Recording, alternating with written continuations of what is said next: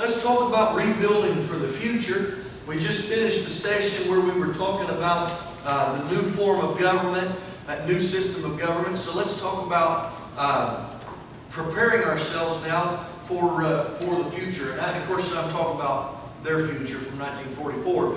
Let's talk first of all about the new polity. New polity, new problems. It's the new system of government. Change always brings conflict. Change always is hard for people to deal with. Even good change is sometimes difficult. It's the same way with us as parents. We watch our kids. We watch our kids change. We watch our kids mature. We're excited about that when they take their first steps or when they say their first words. That's always exciting. And then they won't shut up. We can't get them to stop. Can't get them to sit still. And so it's a double-edged sword. Change is necessary, but it always has the potential to bring conflict. Change brings division. Let me, and I'm using a phrase that comes from a book that I read several years ago. And I may think of the author's name here in a little bit. But the Reformation didn't fix everything. And that's the phrase that I'm using as a throwback to the Protestant Reformation. There was a lot of things that were fixed by it, but there were still a lot of things that didn't get fixed. And so let me talk about just in this context of the new system of government and the fact that there were still some challenges that remain. One of the biggest challenges to the Church of God Mountain Assembly was in the absence of a tenure of office limitation. Now, I talked in that last session about the fact that we lost some good men, some promising leaders and what have you, to the Church of God, and it's not fair to say that they didn't have opportunities in the Mountain Assembly. I mean, GA4 was the moderator, for crying out loud, right? I mean, it's not like you have anywhere to go from, but up. You're in that position of great leadership. But there were we had by the 1940s we had a great number of capable men who did not have the opportunity to use their gifts. Now I mentioned at the end of that last session about Stephen Bryant, about what a capable leader that he was and how well liked that he was, and even though when he had the opportunity to be an evangelist, and the assembly asked him to also serve as an evangelist along with being the moderator. Even in that capacity, the office of moderator was still a position of limited influence and limited leadership. You might use that position, you might have a good idea and whatever, and use your position because you're up in front of people and whatever to throw that out, but you're certainly not a dictator, and you're certainly not in a position to say this is how it's going to be. You pretty much, your role, at least on paper, is limited to conducting the business at hand. And so there's 51 weeks of the year where your influence is not really any greater than maybe somebody else. But to change, with a general overseer who takes a general oversight of all the churches is a different dynamic than what the assembly had been faced with before. And so there were men that had vision, men that had ideas. And that without a tenure of office limitation, we talked about how the election procedure had changed. I mean, in the past, if you were the guy that somebody said, I nominate, S.N. Bryant to be the moderator, a lot of times that was just one guy, one man's motion put you into office, put you in that position. And sometimes we would, those elections or those appointments were conducted without even so much as a secret ballot vote. And you were the only choice in the matters, either him or nobody, right? But that changed a little bit in the 30s when there was open nominations and multiple people were nominated, and there was an election and the secret ballot election. Those kinds of things all changed. We talked about change being such a challenge. sometimes just the idea of change scares some people. And so they're comfortable. Many people are comfortable with the same leadership that they've always had. Always know what they're, always know what we've always had. Always know what to expect. And so without a rotation of office coming naturally through a tenure of office, where a man is limited to a number of terms, you had two choices. You could either run against the guy that had been serving, who was popular and well liked. You could either run against him, or you could just sit around and wait till he died, or got tired of the job. I mean, it was one or the other. And so again, the new system of government didn't fix everything. Let me say also that whether a man's vision or a desire for office, a man's desire for office, man wanted to be general overseer, whether that desire was primarily motivated out of a God-centered vision, a real burden and a call, or whether it was motivated by his personal ambition, wants to make a name for himself, stroke his own ego, regardless of the motivation, the lack of tenure of office limited a man's ability to serve. You understand what I'm saying? So it really didn't matter whether he wanted it for the wrong reasons or he wanted it for the right reasons. That lack of, if a tenure of office limitation is in place, God knows, you know what, I just have to wait 4 years, or I just have to wait 6 years, or whatever, and then everybody's going to get their turn. I'll just wait until it's my turn. Another issue that wasn't fixed, if you will, is we were still having elections annually. And so annual elections also provided for ample opportunities. If the only chance you had of becoming, of getting an office, of being elected to something, if the only chance you have is to run against somebody, then the potential is placed there for, on an annual basis, I'm going to get the chance to throw my name out there. Annual basis, I'm going to get the chance to run. And those annual elections provided ample opportunities to undermine a man's influence if you wanted to run a candidate against him. And I know we shouldn't be talking about politics in the church, but the truth of the matter is, there has been, and sadly there always will be, politics within local churches, within the association, and within the denominational leadership. Always going to be those opportunities for politics. One story has survived to the present time, saying that in 1946, some delegates even brought with them cards urging delegates to vote for their candidate. Vote for. That people were passing out cards suggesting who to vote for. And so, I'm sorry, they were lobbying. Well, yeah, exactly. When the assembly was in Jellicoe, we'd come to Jellicoe every year. We always came to Jellicoe, the first week of August, right about the time that the elections were getting ready to take place in Campbell County, the local elections. And so when you came into town, there were political signs up all over the place. I mean, voting for this guy for treasurer, this guy for magistrate, or this guy for sheriff, or whatever, all over the place. And so, it never would have surprised me to see vote for so-and-so for general overseer, because they were just, the political advertisement was all over the place. And so there were, and I just want to say that with the new system of government, there were still some issues that were at hand that contributed to the problems that the assembly was going to face.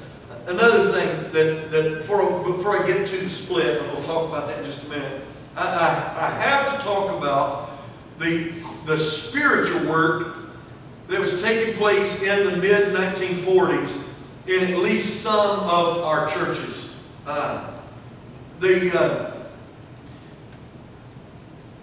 almost all of the conflict in the mid-1940s in the churches, I'm talking about spiritual conflict, can be traced to a single woman. And by single woman, I'm not talking about when she was unmarried. Just one lady, one woman who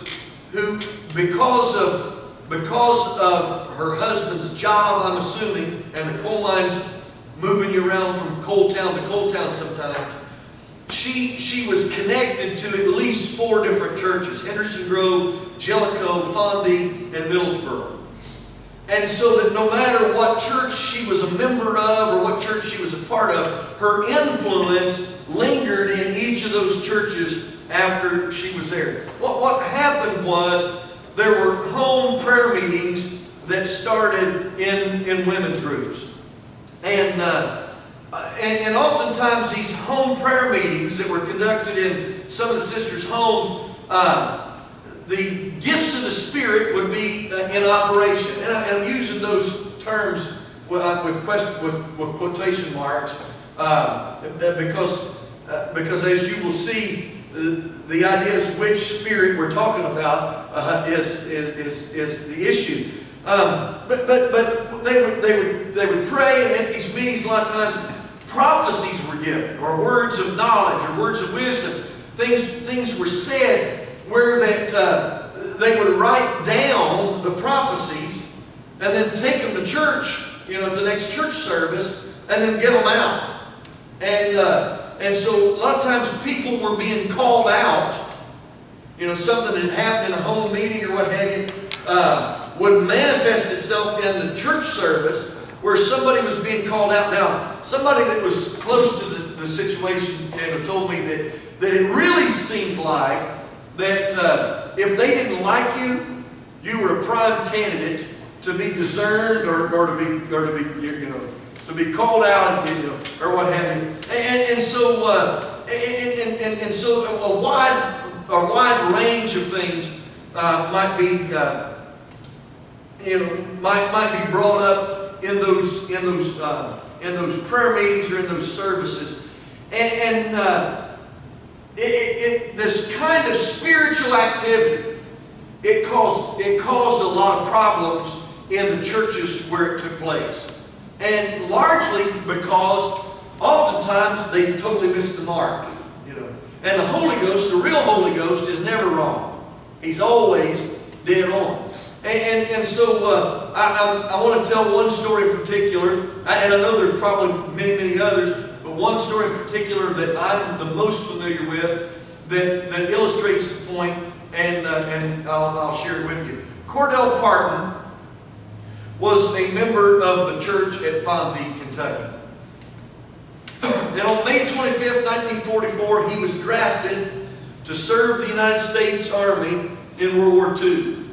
And so Cordell was a mild-mannered, pleasant young man who had a real devotion and passion for God, loved God with all of his heart, was a man of good character,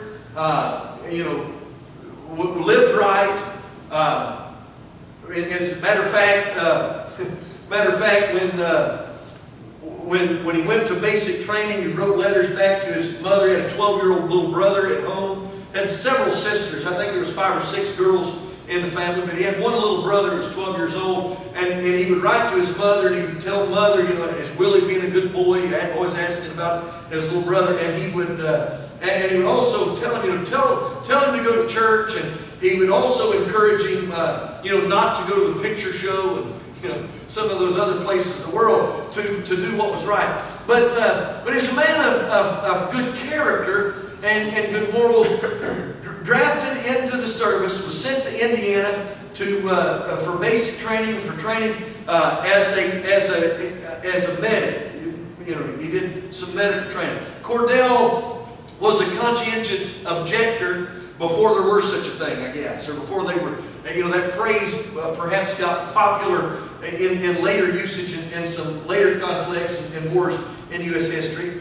But he didn't believe in killing. And let me say this too. At the time, the Church of God Mountain Assembly's official teaching was, we taught against going to war and killing. That was our teaching. And we'll talk later on in the session on our doctrine, when we get to this doctrine section, about how that transformed into what we currently teach. But at the time it was thou shalt not kill, and that's what we adopted in World War I, and that was still in stance. We taught against going to war and killing. And so he didn't believe in killing, and so he would not carry a weapon. His commanding officer explained that his convictions were so deeply rooted in the sovereignty of God that Cordell believed that if God wanted him to live, that no enemy could take him out. And that if God wanted him to die, that no weapon could save him. That's how he felt. And so he was trained in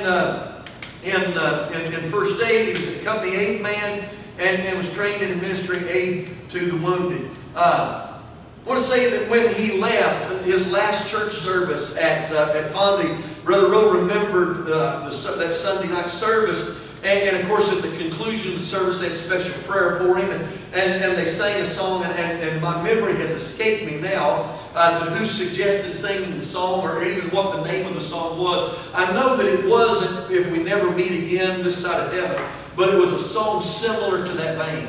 And somebody rebuked, the one that suggested that later on after, what'd you sing that song for? That's sad. You made it sound like something's going to happen to him that he ain't coming back. But he said, that's just what the Lord laid on my heart, because we never know what the future holds for any of us. And so Cordell left the church in good standing, went to serve in the U.S. Army, and in May 1945, a year later, he joined the 32nd Infantry Regiment on Okinawa and was assigned to a rifle company as company aid man, administering aid to the wounded soldiers. His commanding officer would say about him that he was well loved by everybody that was in the command, that he was good at his job, that he was self-sacrificial, that he always above and beyond to help whoever that he could, and he did a good job ministering to those that were wounded. On June the 8th, 1945, while going to the aid of a wounded soldier, he was shot and killed by an enemy sniper.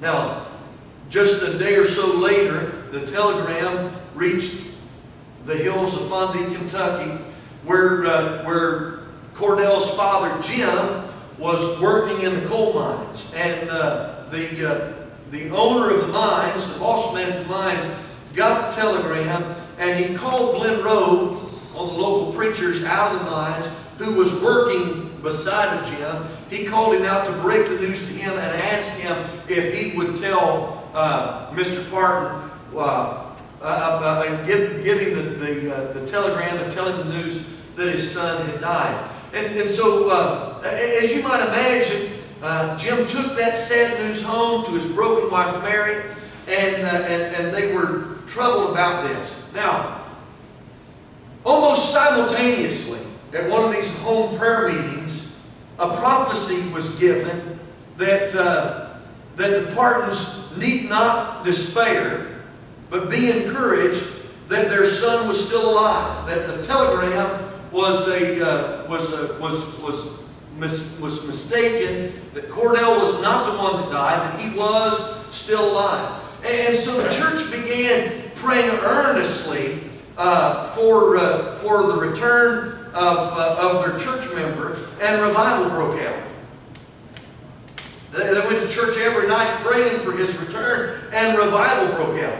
Now, just a few weeks later, as was the custom, the first arrival on news like that would be a telegram just stating that he'd been killed in action. But a few weeks later, a personal letter from the commanding officer providing more details than the telegram reached the Parton home, and again shared with them that sad news and about how much he was missed by the company. But again, the prophets dispelled such notions. Cordell was coming home. One prophecy suggested that he was so close, I can see the buttons on his uniform. Another one ensured that he was coming home to answer to the call of God, that God had spared him, and that God was going to make a preacher out of him, that he was going to hold a revival, and that all of his family would come to know the Lord through his preaching. And so this was two conflicting news stories, if you will. One from those proclaiming to speak for the name of the Lord, and one speaking from the government's sake. Needless to say, when his body arrived early in the spring, it brought a sad end to the hopes of the family, and an abrupt end to the revival. People were wounded in that church and hurt in that church as a result of that. I'm familiar with this story. I'm familiar with this story because I know the family, and I know that Jim was now Mary, Cordell's mother, never lost her love for God, her passion for God. The whole ordeal sent her to the Lord. Jim was angry. He was mad. He was mad at God, was mad at the church, and for the longest time, thankfully, thank God, that just before he died, his heart was softened, and he gave his heart to the Lord. I want to say, too, how thankful that I am to have been able to pray with the little brother Willie about 10 or 15 years ago, when he came, prayed, and gave his heart to the Lord in our altar. I thank the Lord. I thank the Lord for that. But so much church hurt was caused by things just like this. In all of the, at least 4 of these churches where these prophecies were given, I know of families and marriages that were broken up, churches that were split because of this kind of spiritual work. One more anecdote from the church at Middlesboro.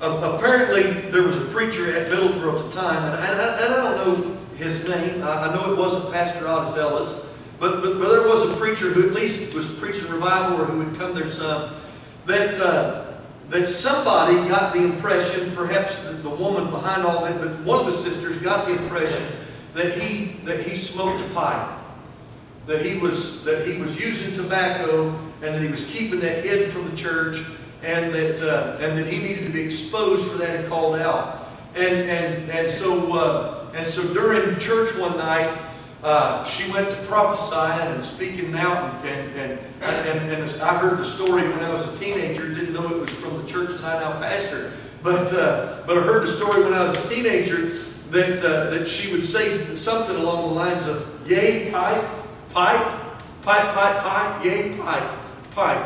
And she started off in one area of the church and moved her way right up to where the preacher was, and she could see it. She discerned it. It was in his suit pocket, and she could see it bulging out. He was carrying that pipe around, and so in the middle of one of those spiritual fits that she was in, she reached in and pulled it out, and it was his toothbrush. And so, needless to say, that those kinds of issues, obviously taking place in a public worship service, are difficult to handle, for any pastor to handle. And Otis Ellis was a young man at the time, a young pastor, and Otis was at his wit's end, really didn't know what to do about it. And so Otis decided to appeal to the general overseer for help. The general overseer's job, this is 1946. In 1944, the general overseer's job, the moderator became the overseer, and the overseer's job was to take general oversight of all the churches. And so he went to the general overseer on a Sunday night, went to Fondy, where A.J. Long was pastoring, and pleaded to him for help. "I need you to come to Middlesboro, sort this out, help me with this, and help me fix this." I don't know what the official reaction was, and I'm not here to lay blame or even to. I'm not here to placate or to condemn. I will say this: this trouble was going on in Jellicoe, and this trouble was going on in Henderson Grove, and this trouble was going on in Middlesboro, this trouble was going on in Fondy, in the church that A.J. Long pastored, and it could be that he didn't know how to fix it where he was at, much less go and fix it somewhere else. But for whatever reason, the appeal to help from the overseer fell on deaf ears, and maybe A.J. Long couldn't help, and so he didn't do anything at all. But let's come to the 1946 General Assembly. In September of that year, the first order of business was the report of the General Overseer and the Assistant Overseer. A.J. Long and Clayton Lawson gave their reports. When the time came for the nominations for the Overseer, A.J. Long was nominated and Clayton Lawson was nominated. There was a motion on the floor to challenge the nomination of A.J. Long for Overseer, as it is reported that he is out of order. That's the way the minutes read. And so Clayton Lawson took charge of the business session as evidence was presented against him, and there are no details of exactly what it was that A.J. Long had done or what it was that A.J. Long had not done. I told the story of Middlesboro, and I know that at least Pastor Otis Ellis had appealed for some help, and it wasn't, and his help was not resolved or didn't come to him. I know at least that much. And so my conjecture is that on that grounds, that was part of the evidence that was used against, and again, there may have been others that needed the overseer, and for whatever reason didn't feel like they got the overseer to come and help them out. And so the delegation voted that day and found him guilty of not fulfilling the duties of the assembly. You'll have to read the 1946 minute book for your homework for this week. You can see the reaction that took place. But during the course of the day, the floor was reopened for nominations, and J.H. Bryant was elected General Overseer.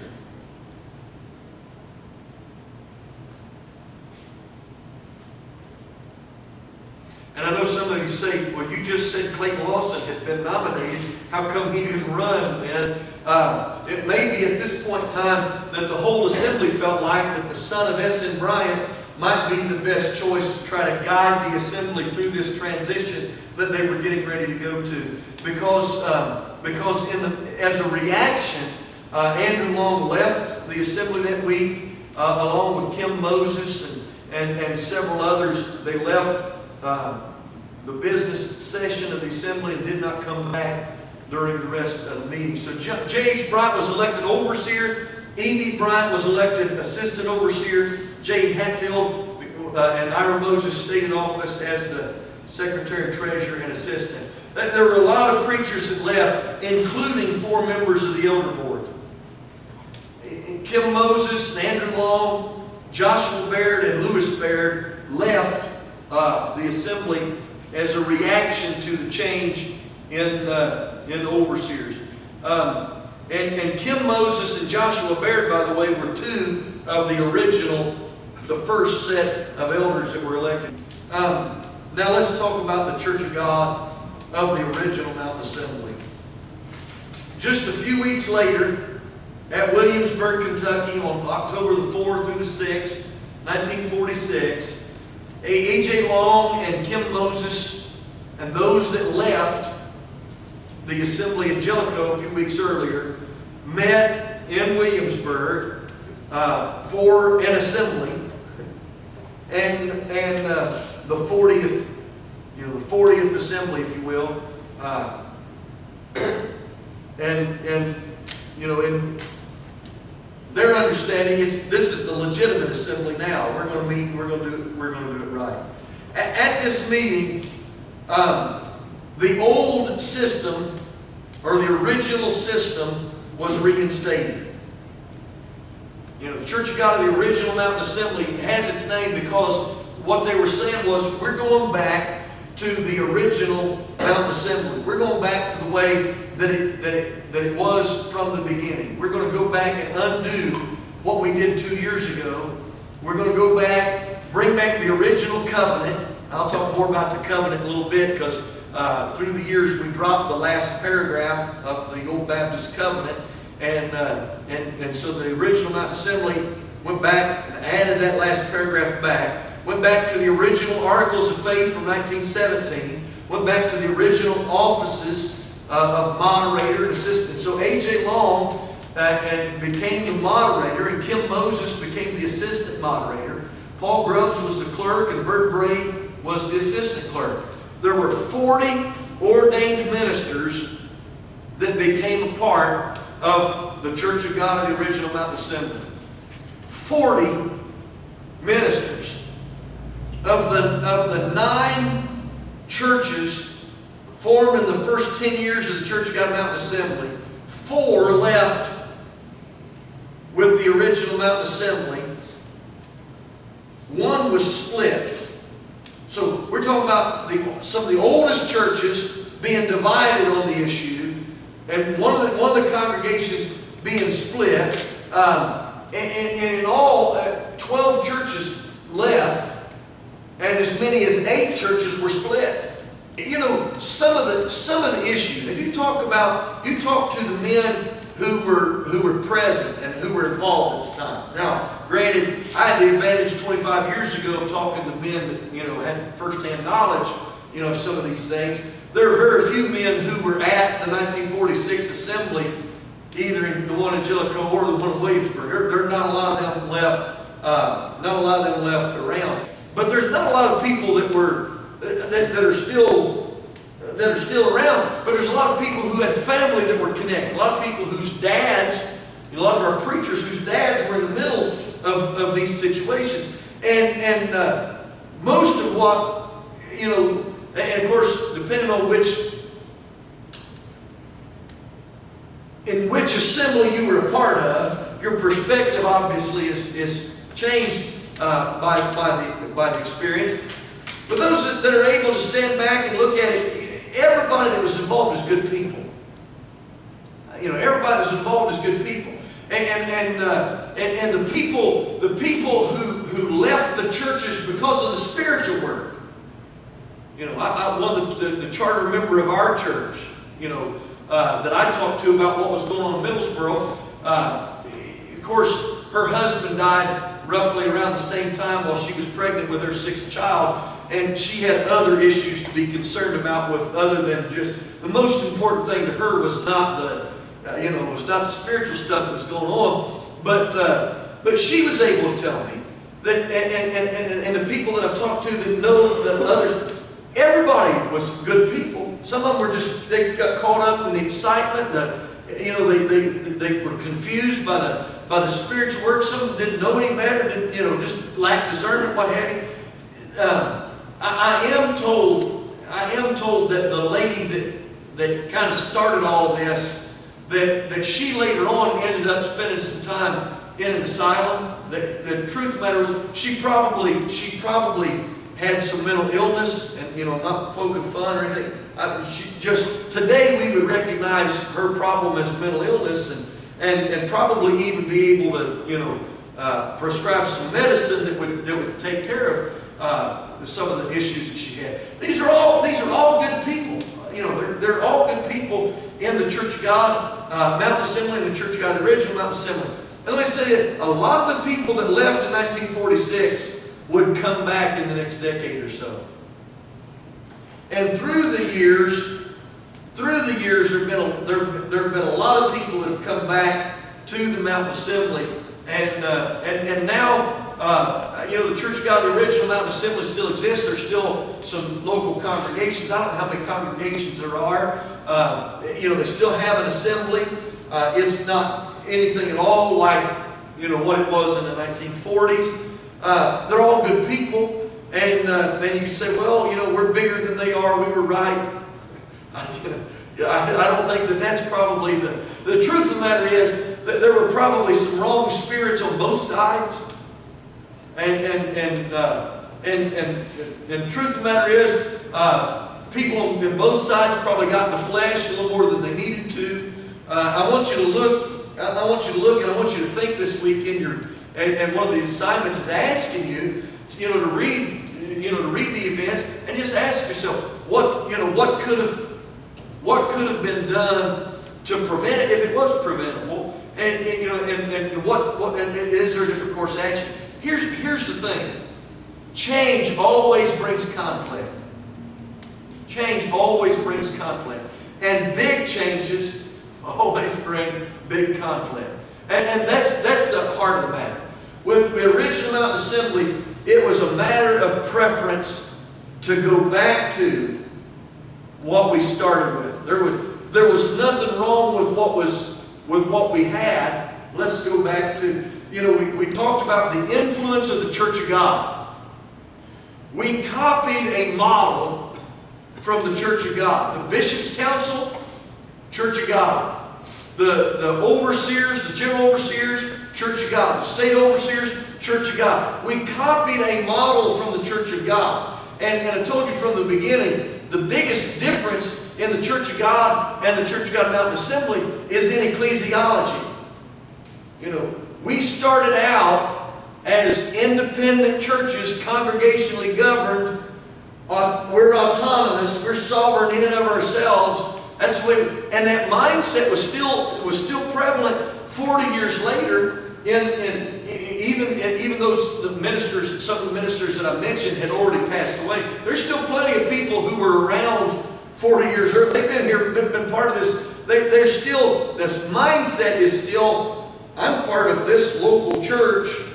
I want to go back to the association style of government that we had, not so top heavy. It's as old as the division between Republicans and Democrats, right? The issue is, how much involvement do you want the government to have in your daily life? That's with all politics. That's the challenge. Let's go. Let's talk about rebuilding for growth and following the vision of new leadership.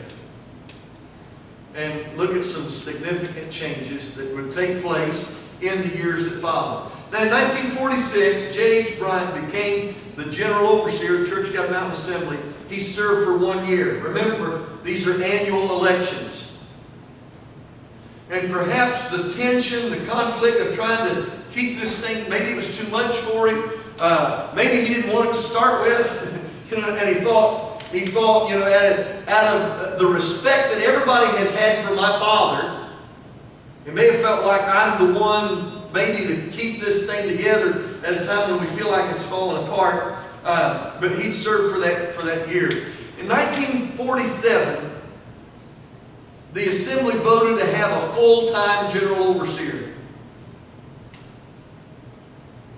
The general overseer would not be allowed to pastor a church, but would devote full time to the office and would be paid a whopping salary of $65 a week.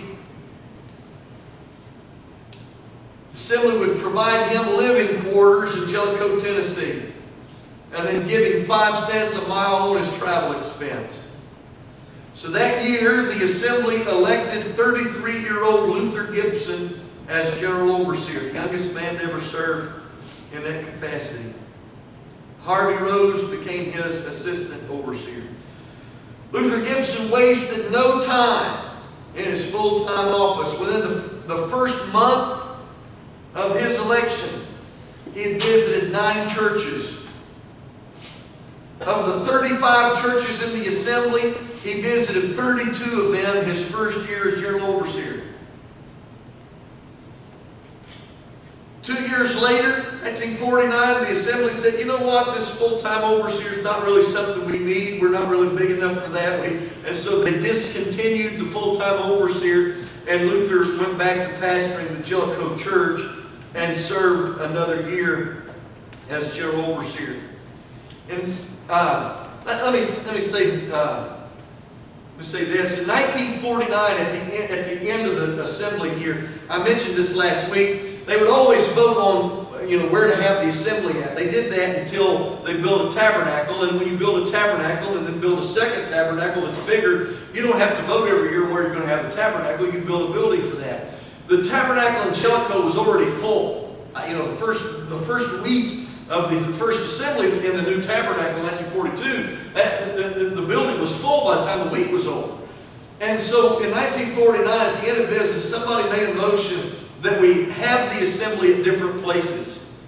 And that motion passed, and so they voted, let's have the assembly. Somebody made a motion, let's have the assembly in Cincinnati, Ohio. And so they voted to have the assembly at the 15th and Ray Street in Cincinnati, where Clayton Lawson was pastor. It's the year that, and Clayton had the women of the church preparing meals for the delegates and fed them all. Clayton Lawson hosted the assembly in 1950.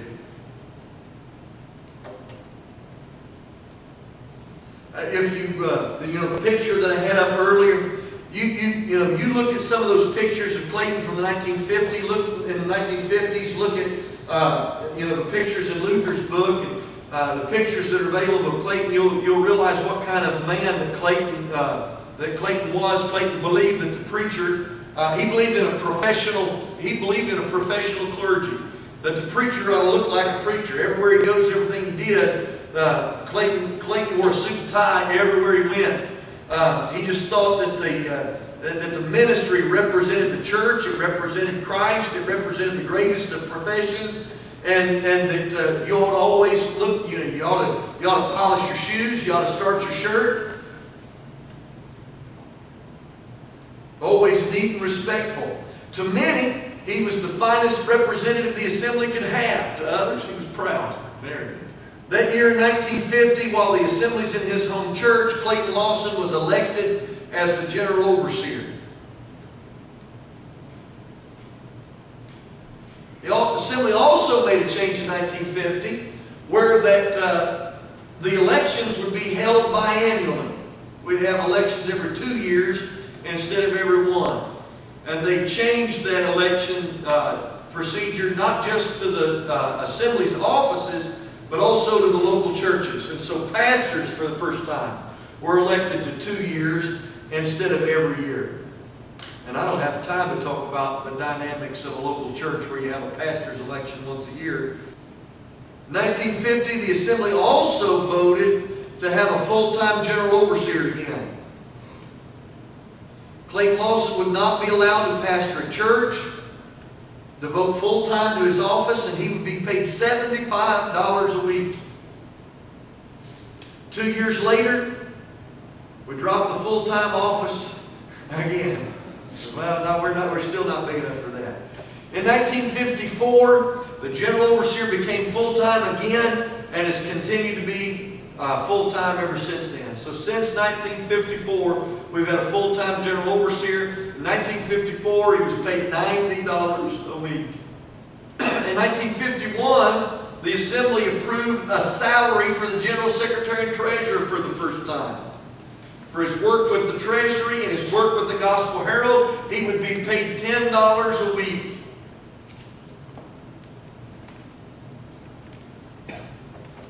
Again, it's still just a part-time job. 5 years later, a committee was appointed to devise a plan for financing a full-time general secretary and treasurer. Morris Woolen, Luther Gibson, and Johnny Douglas developed a plan where the secretary and treasurer would receive a salary of $75 a week, and he might live in the general overseer's parsonage as long as the general overseer didn't need it. They would allow him to pastor a church, but that he would also be required to maintain regular office hours at headquarters. So you can pastor, but you got to pastor somewhere close enough that you can still be in the office for regular hours. So we've had regular office hours for the general secretary and treasurer and had a full-time position ever since then. At the 1958 General Assembly, the delegates also approved the salary for the assistant general overseer, $50 a month. Luther Gibson was serving as assistant general overseer, and so he became the first man to receive a salary for that office. Another significant change that took place during this time, in 1946, the assembly began issuing evangelist licenses for ministers. Prior to this, the only credentialing we had was for ordination, ordained ministers. So in 1946, we recognized not everybody's going to be an ordained bishop. Well, licensed preachers, a licensed minister could baptize and could administer the Lord's Supper, but could not pastor a church unless it was an emergency situation. The following year they changed that and said, you know what, he's allowed to pastor a church under the direction of the state overseer, and now the district overseer. What year was that? 1946 is when we first started licensing evangelists. And in 1947, they were allowed to pastor under the direction of the general overseer. 1952, more changes were made affecting the form of government. We got rid of the Bishop's Council. Decided, you know what, this copying the Church of God, it still works for the Church of God, but not so much for the Mountain Assembly. So we got rid of the Bishop's Council, went to a General Council. The General Council is composed of all licensed and ordained ministers and appointed delegates from the churches. And each church will be allowed to appoint 2 delegates.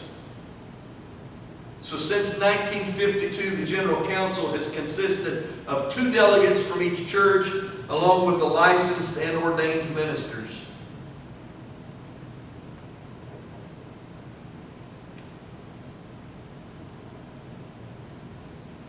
In order to make sure that our ministers understood our polity and understood and it was clarified, Clayton Lawson submitted a supplement to the minute book in 1959. 2 supplements.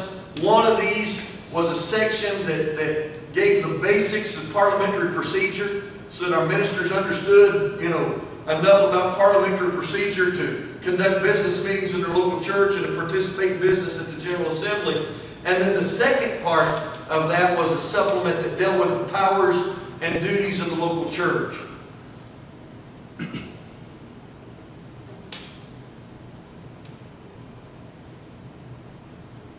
I'll talk about the transformation of both of those at the end of our course. Let's talk again, rebuilding for the future. Let's talk about 3 areas in which, the 1940s saw us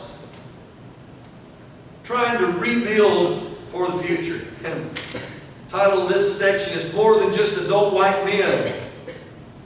Recognizing that in the future we're going to be required to incorporate some diversity and some inclusiveness into our leadership. I'm going to talk about the CGMA and race. In 1924, our church in Kenford, Kentucky, Pastor H.M. Bates presented a church letter from a church in the colored camp in Kenford. I use that word, try not being racist. I'm using that word quoting from the minute book of the time, just connection of the times. The African American community in Kenford, in the coal mining camp, there was a colored camp, if you will, and there was a black church in Kenford that apparently Pastor Bates had got into contact with. Ed Johnson was not present at the assembly in 1924, but the church letter was presented and was received into the fellowship, first African American congregation in the Church of God Mountain Assembly.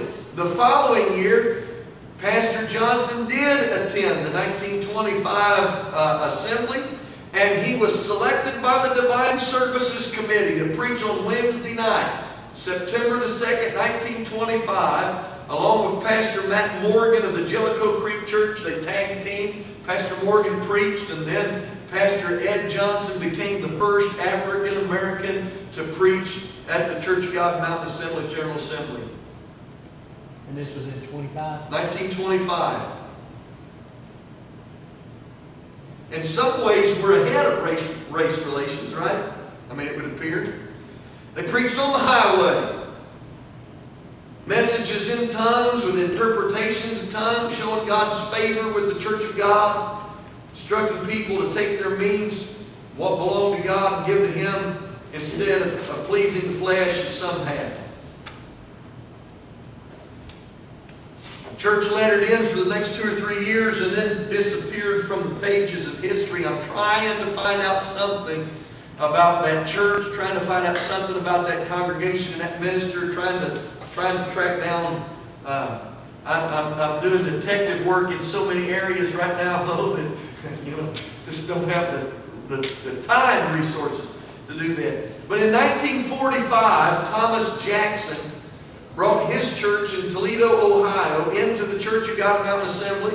He was approved that year by the elder board for ordination. What year was that? 1945. And on Wednesday night that year, Coy Laws preached, and then afterwards, Clayton Lawson was supposed to preach, but Clayton wanted to defer and give our brother from Toledo the opportunity to preach in his stead, and so Thomas Jackson became the second African American to preach at the General Assembly, brought a wonderful message which edified, was a blessing to the large congregation, using as a text, the name of the Lord is a strong tower, the righteous run into it and are safe.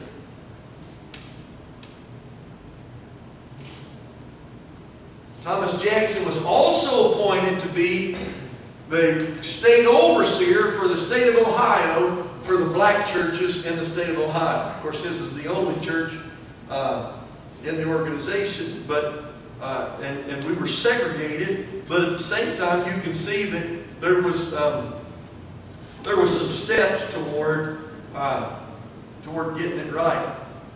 Colton? Was there vision to bring in more churches in Ohio? That way, is that why I assumed that was the case. And Clayton Lawson, of course, had got saved in Cincinnati and was pastoring and preaching in Cincinnati.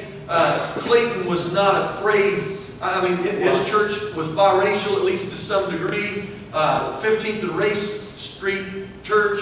You ever get a chance to go downtown, to see where it's at now? Of course, the city has grown and what have you. But I mean, it's in the heart of downtown. Clayton was not intimidated at all by the presence of African Americans, and I think his offering of his pulpit, his preaching time to a person of color, suggests he was very interested in Clayton was interested in growing any way that we could grow, and if there's a field that's ripe, ready to harvest, then so be it. It would be 1973 before a black man would preach at the assembly again. When Elder Blair from Jamaica would bring the message. Several since then. Let's talk about CGMA and gender. In 1948, the assembly adopted a directive for the local churches known as the Ladies Willing Workers Band. The organization was designed to promote weekly meetings of the sisters of the church. Its primary purpose seems to have been to create a way to raise funds for church programs as they saw fit. Each local church shall organize and maintain an auxiliary which should be generally known as the Ladies Willing Workers Band. Officers of said organizations shall consist of a president, vice president, and secretary and treasurer, which organizations shall be under the jurisdiction of the pastor. The purpose of said organization is to meet each week or as often as convenient to engage in such legitimate pursuits as may seem profitable, to raise funds to be disbursed on behalf of the local church needs. It is further understood that each local organization, after consulting with their pastor, may disburse their funds according to their best judgment. Where an organization of this type is already functioning under a different name, it may continue to do so if they so desire. And so a ladies' auxiliary in the local church. was created to promote and to stir up interest in the local church among the sisters of the church. Now, it will be another 30 years before it goes national. But we'll get to that, I promise, in the days to come. Another major change that took place around the same time, that's 1948 and 1949. The Assembly voted to allow women preachers the opportunity to become licensed ministers, with the provision that women ministers could not pastor, could not baptize, and could not administer the Lord's Supper. So all the things that a licensed minister is able to do, women ministers can't do, but they can't have the card. And so 1949, that became a policy. The next year, there were 2 women listed among those who were licensed evangelists. Jessie Farrell and Edith Frederick were the first 2 women licensed ministers in the Church of God Mountain Assembly. The rest of my time is going to be spent talking about building for the future in the youth ministry. Church of God Mountain Assembly and youth ministry. 1948, Aldous Ellis had just finished preaching the morning's message when the General Overseer Luther Gibson called the delegates to order for business, and the first matter of business was to appoint a committee of 3 to work out a plan for the young people. The committee of 3 was Luther Gibson, Emmy Woolham, and R.M. Ballinger. And the following day they presented 2 paragraphs outlining their work. Basically in the same way that the Ladies Auxiliary was created that year into function of the local church, there was a young people's endeavor that was created, that each local church was encouraged to have some sort of a young people's endeavor, a young people's meeting for the benefit of our young people. The biggest difference between the Ladies Auxiliary and the youth department was it went national the first year. And so right away they realized what we need is somebody coordinating this on a national level. And so the General Assembly accepted the proposal, providing for a national youth director and his assistant who would be responsible for drafting national, state, and local youth programs. He would be responsible for Sunday school promotion and for the circulation of the Gospel Herald. The young people's endeavor was given the Friday night service at the General Assembly for a rally night, and 19-year-old Edward Woolham led the service, served as the first National Youth Director. 16-year-old Robert Thomas of Somerset, Kentucky, preached the evening message. Edward Woolham was the National Youth Director, and his assistant was a man named Floyd Jordan. Floyd Jordan was the youth leader, young people's teacher in Middlesboro, Kentucky, and he is a celebrity by all of those that are still living, that are old enough to remember him. One of the first things that they did was organize, and help churches organize youth services, local youth meetings, and regional meetings. The very first district youth rally in the Church of God Mountain Assembly was held on a Sunday afternoon, October the 17th, 1948. So next Tuesday night will be the 69th anniversary of the first district youth rally in the Church of God Mountain Assembly. It was held during the Kentucky State Camp meeting in Middlesboro, Kentucky. A district youth program constructed here, and then later on similar meetings were soon held in Dayton, Ohio and Cincinnati, Ohio. At a ministers' meeting in Jellicoe on March 12, 1949, Robert Thomas was appointed National Youth Director, with 22-year-old Johnny Longsworth of Sydney, Ohio as his assistant. The youth department had adopted a motto: we will not stop until our good is better and our better is best. They had state youth directors in 4 states. 1949 at the General Assembly, Johnny Longsworth became the National Youth Director and served for the next 2 years. By 1951, the local and district youth departments became more organized, and so it was time to expand on what they already had. And so a committee was formed at the Assembly in 1951. The committee was Euless Graham, Lawrence Redmond, and Earl Heath, and C.B. Ellis Jr., 4 men. They presented 7 new directives to be added to the YPE resolution.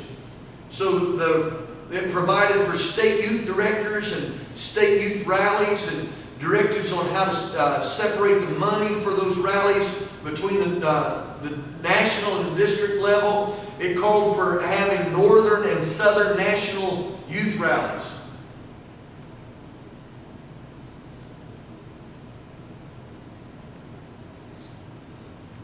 Later in 1951, Lawrence Redmond was appointed National Youth Director. He said at this time the appointment of district overseers and the appointment of national youth directors, anything that wasn't elected by the delegation, wasn't specified in the resolutions that it was elected by the delegation, were appointed by the appointing board. And the appointing board was the executive committee. It was the general overseer, the assistant overseer, and the general secretary and treasurer. And so they would appoint district overseers, they would appoint the national youth directors. And so, you know, I don't know why we change so often in the middle of the assembly year, what have you, but maybe it's for a variety of reasons, but we did. 1952 at the General Assembly, Haskell Swain of Covington, Kentucky was appointed to be National Youth Director. Effort Enix was his assistant. And just a couple of years later, Haskell Swain began publishing the Youth Gateway, a magazine, a national magazine for young people. Problem with the Youth Gateway was it seemed to compete with the Gospel Herald. Remember, the National Youth Director originally was responsible for securing Gospel Herald subscriptions. Now he started a magazine that's competing with it, and it got to the place where the Youth Gateway was becoming so popular, people were canceling their subscription to the Gospel Herald. It was discontinued in 1955. Haskell Swain decided that what he was going to do was, in order to promote subscriptions, he had a contest. Whoever sold the most subscriptions, he was going to give away a car. Somebody, it wasn't a brand new car, somebody had donated a car to be given away. And so, at the end of the contest, there was a tie. But he only had one car. And so Solomon couldn't cut it in half and give it to both of them. They couldn't get another car, so they gave it to neither of them. And needless to say, the feedback that the assembly got over that was not good. And the Youth Gateway combined with the Gospel Herald, and the Gospel Herald was increased to 4 pages, or increased 4 more pages, and the Youth Gateway section was added. By the way, in 1954, while Haskell Swain was National Youth Director, the Young People's Endeavor officially became the National Youth Warriors for Christ. 9 more directives were added to the YWC resolution, including the offices of district ambassadors and boosters and reporters and leaders, a Bible question board, and several other things that I'm too ignorant to tell you how they worked or functioned or what exactly the purpose was. 1955, Effort Enix became the National Youth Director. Cecil Moses was his assistant, and he served for the next 7 years. The longest term for any National Youth Director.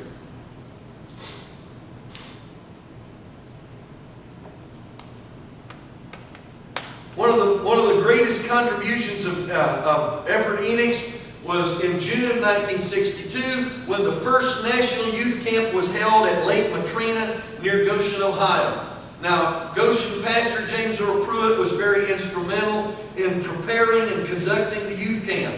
The services were held at the Goshen Church, and it proved to be a success. Now, Fred Cornelius and the Monroe Church brought down all the teachers for the week, and so together, the Goshen and Monroe Church, the Aspinwall Church brought people down and put together. Effort was the National Youth Director. Effort got the credit, but Effort didn't have to do much of the planning or promoting at all, thanks to the pastors and the churches that took the ball and ran with it. In 1962, two significant changes took place in the office of National Youth Director. For the first time, he was elected by the delegation. Instead of being appointed by the appointing board, he would be elected by the delegation. And he also, for the first time, received a supplemental salary of $70 a week. Now, in case you don't know what a supplemental salary is, that means you get $70 a week if you bring it in. If you raise it.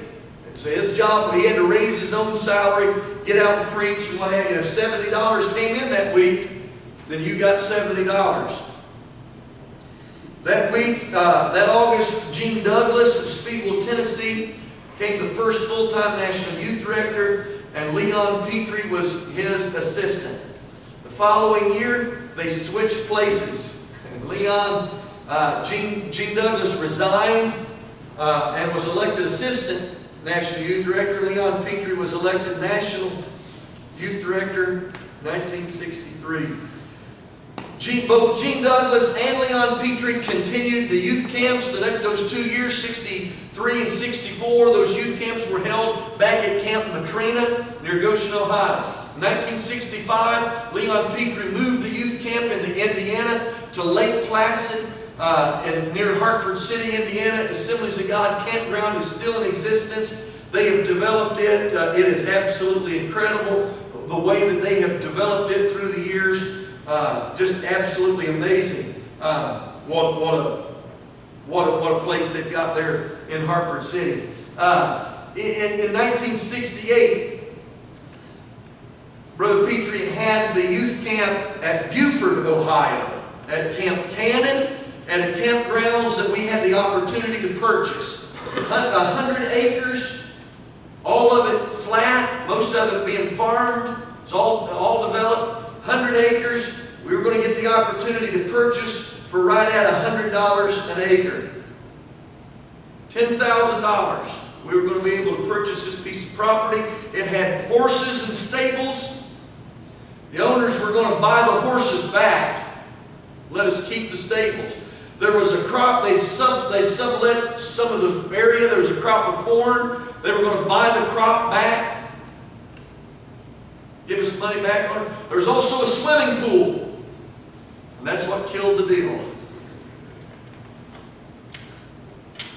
They actually had swimming that year. In 1968, they actually had swimming. They had it set up to where the fence around the pool, they put up sheets and blankets and stuff to make it private. The only problem was, if you were in the boys' dorm during the day, you could look straight down into where the pool was at. So they did everything they could to keep the boys out of the dorm during the day while the girls were swimming.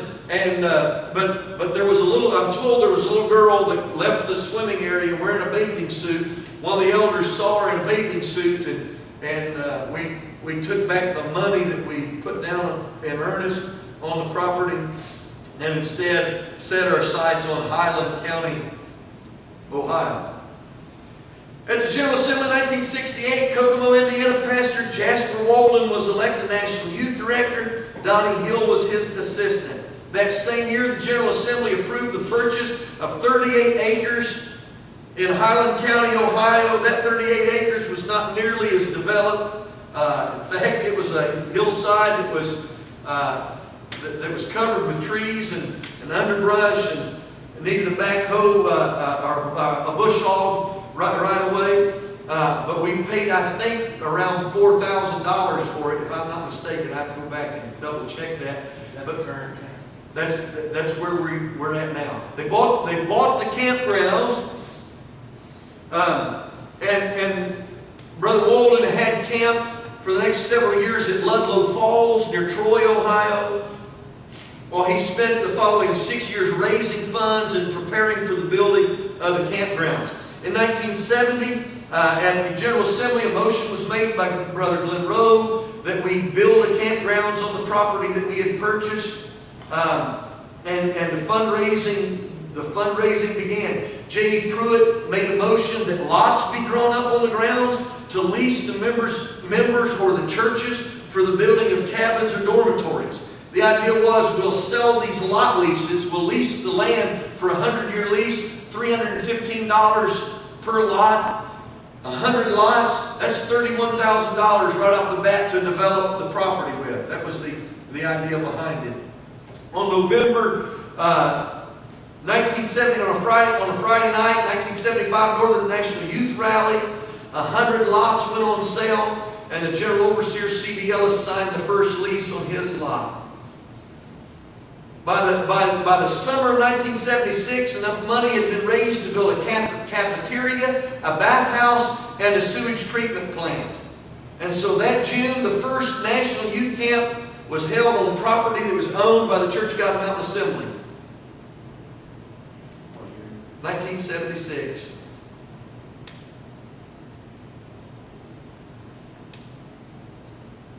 Under the direction of Donnie Hill, National Youth Director from 1974 to 78. Again, no church building, no tabernacle, so a tent was used for the church services, and Monday night, Ray Landis preached, "This is God's place." And even though it poured the rain all week long and everybody was staying in tents and campers, we were excited to be on our own campgrounds.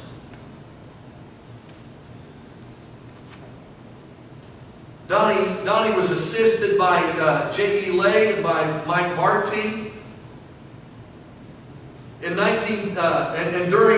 During his time, the development of the campgrounds continued with a dining hall being finished, a shower house, dormitories were built. The Indiana District built a dormitory, Aspinwall Church, Redmond Church, the Town Street Church, the Goshen Church, and the Floral Avenue Church built dormitories on the campgrounds. 1977, the General Assembly created the National Camp Board.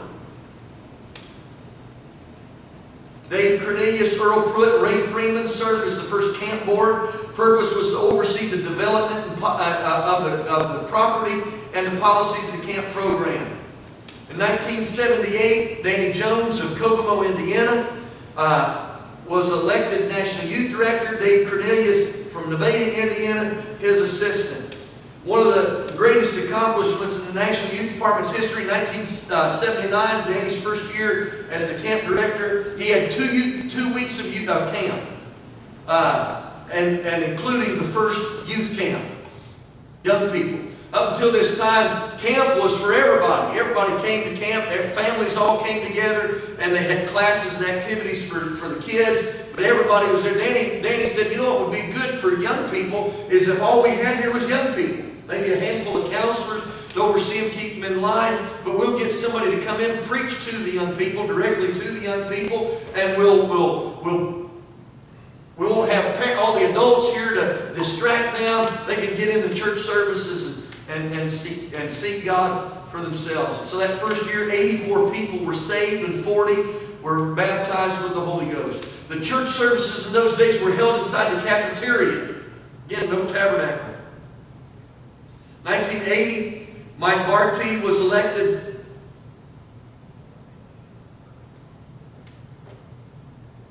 He built the tabernacle.